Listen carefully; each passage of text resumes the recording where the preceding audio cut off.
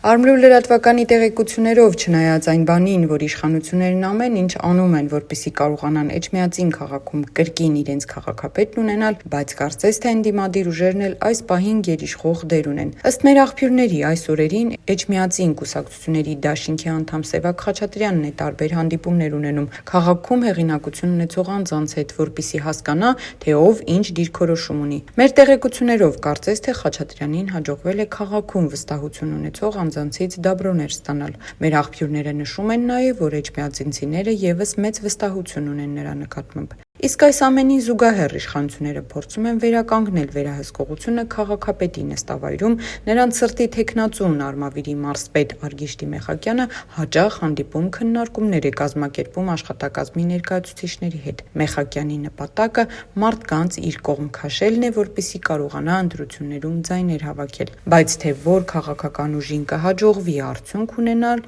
դեռ շատ վաղ է ասելը։